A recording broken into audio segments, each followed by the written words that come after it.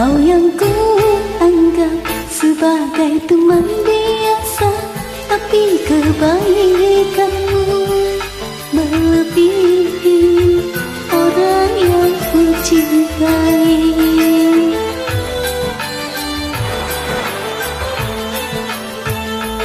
Mengapa engkau yang harus memperhatikan diriku ini, sedang engkau cuma teman biasa? Kau mampu mengobati lukaku selama diriku menderita, sedangkan orang yang ku cintai tak pernah menghiraukan diriku. Kau yang ku anggap sebagai teman biasa, tapi kebaikanmu melebihi orang yang ku cintai.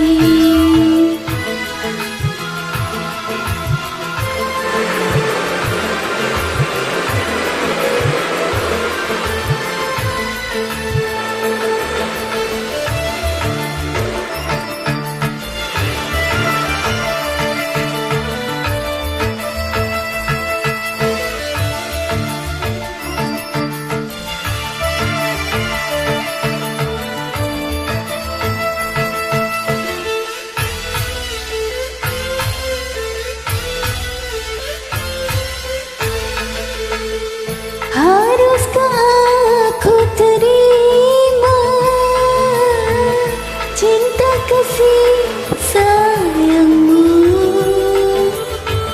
yang selama ini diriku rasakan di dalam hidupku?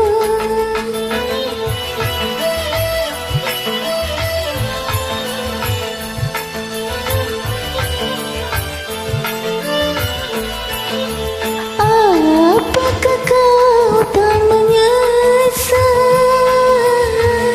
bila mencintaiku?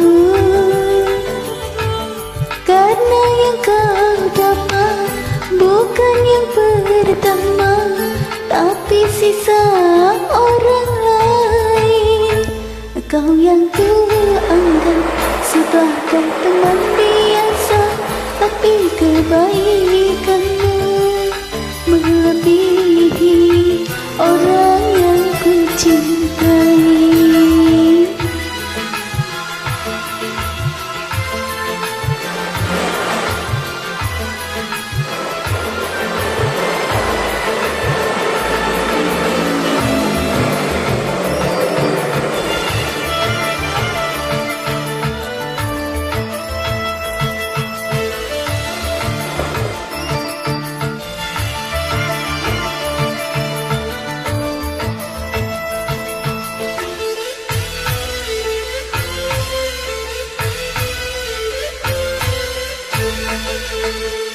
Haruskah aku terima cinta kasih sayangmu yang selama ini diriku rasakan di dalam hidupku?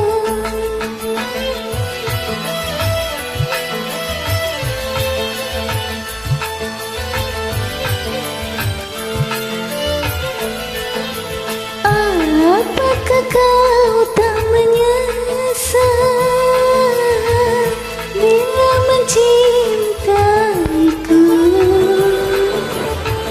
Karena yang kau dapat bukan yang pertama, tapi sisa orang lain. Kau yang ku anggap sebagai teman biasa, tapi kebaikanmu